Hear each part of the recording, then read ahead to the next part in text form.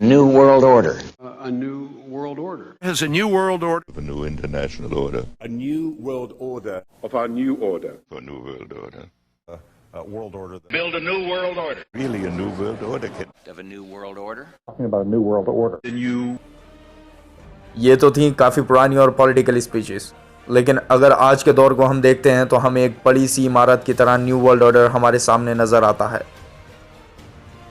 George Bush के president बनने के बाद ये न्यू वर्ल्ड ऑर्डर कब बन गया और कब इसने पूरी दुनिया पर कब्जा कर लिया, इस बात की हमें खबर भी ना हो सकी, और जो रह गया वो भी जल्द ही काम अंजाम दिया जा रहा है। इनकी चाहत है कि political power, military power, economic power, scientific power, cultural power और रिलीजियस पावर सिर्फ इन्हीं के ही हाथ में हो।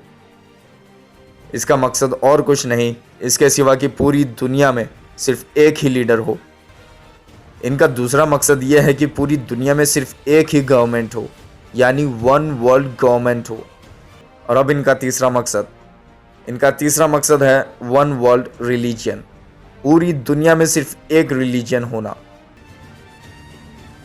आज की जनरेशन अपने धर्म को छोड़कर सिर्फ मोबाइल में ही लगी हुई है, ये कोई इत्तेफाक तो नहीं है। इनका चौथा मकसद है वन वर्ल्ड करेंसी। अब करेंसी तो हर कंट्री की अलग अलग है, तो उसको तो एक करने का सवाल ही पैदा नहीं होता। तो मैं आपको बता दूं कि इन्होंने अपनी वन वर्ल्ड करेंसी बना दी है और वो ही करेंसी हम यूज़ कर रहे हैं। मैं फ़िलहाल ज़्यादा तो नहीं बताऊंगा इसके बारे में, बस आपको थोड़ा कुछ समझा देता हूं। ये अक्सर लोग जानते हैं कि पहले हमारे पास बार्टर सिस्टम था। इसमें सामान के बदले सामान दिया जाता था। जैसे आपने मुझे दाल दी तो उसके बदले मैं आपको चावल दे दूँगा। इसका भी पूरा हिसाब बना होता था। फिर उसके बाद आया सिल्वर और गोल्ड सिस्टम, यानी किसी गुड्स के बदले में इतना सिल्वर या इतना गोल्ड देना है। इसके बाद भी काफ़ी बदलाव आते रहे इस ज़माने में। आखिरकार अब आई पेपर करेंसी। मतलब इन्होंने आपसे गोल्ड और सिल्वर लेकर आपको कागज़ के टुकड़े, कागज़ के पर्चे बांट दिए। इसको लो और खुश रहो। जब तक ये चाहेंगे तब तक उस करेंसी को चलने देंगे। जब चाहेंगे रात ही रात में 500 और 1000 के नोट्स को रद्दी बना देंगे। देखने वाली बात है। वन वर्ल्ड का हिस्सा जो है सो है, जो नहीं है उस पर भी ये थोपना है, फिर चाहे उसके लिए कुछ भी करना पड़े।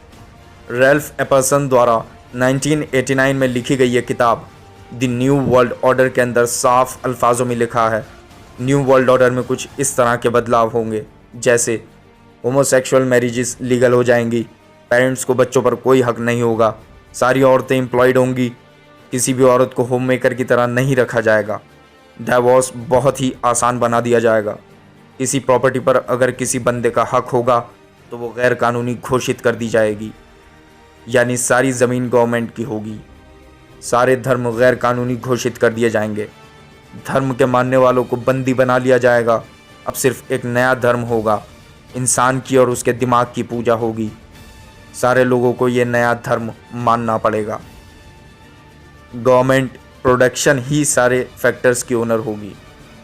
आज आप खुद अंदाज़ा लगा सकते हैं कि होमोसेक्सुअल मैरिज, जिसे गे मैरिजेस भी कहा जाता है, इंडिया में 2016 में 35% लोगों का मानना है गे मैरिज होनी चाहिए और 35% लोग इसके अगेंस्ट थे और 30% लोगों ने कोई जवाब ही नहीं दिया। पाकिस्तान में भी सर्वे हुआ जिसमें 30% लोगों ने गे मैरिज में हामी भरी और 50% लोग इसके अगेंस्ट रहे। बाकी के लोगों ने भी कोई जवाब नहीं दिया। और ये हम सब जानते हैं कि जो गलत के ख़िलाफ़ नहीं बोलता वो भी गलत ही माना जाता है। तो अब इसको क्या कहेंगे आप? आज अगर कोई पेरेंट्स अपने बच्चे का सेल फ़ोन सिर्फ हाथ में ले लें तो ऐसा लगता है कि क़यामत हो गई, कोई गुनाह कर दिया फ़ोन उठाकर, और ऊपर से बच्चा उन माँ बाप को गालियाँ दे जिन्होंने उसको बोलना सिखाया। आज हर अगली औरत एम्प्लॉयड नज़र आती है। खैर, इसके बारे में अभी नहीं बता रहा, बहुत लंबा चौड़ा टॉपिक है। कहा गया तलाक लेना बहुत आसान बना दिया जाएगा। इसका एक बहुत अच्छा एग्जाम्पल, इंडिया में आज कुछ अजीबोगरीब तरह की औरतें अपने ही रिलीजन पर उंगली उठा रही हैं और तलाक देने का हक मांग रही हैं। आज हर ज़मीन गवर्नमेंट की तो है, वरना ज़मीन गैर कानूनी मानी जाएगी। आज कोई भी अपने धर्म को मानने वाला हो उसको पिछड़ी जाति का बताया जा रहा है। आज हर बंदा एक नई सोच का गुलाम है। कुछ एक्सपर्ट्स का कहना है कि वो एक शख्स और उसके दिमाग से मतलब टेलीविज़न है। और हो भी क्यों ना, आज हमने इसे अपने घरों में रखा हुआ है, जो हमें बताता है हमें क्या करना है, हमें क्या बोलना है, हमें क्या पहनना है, हमें कैसे रहना है।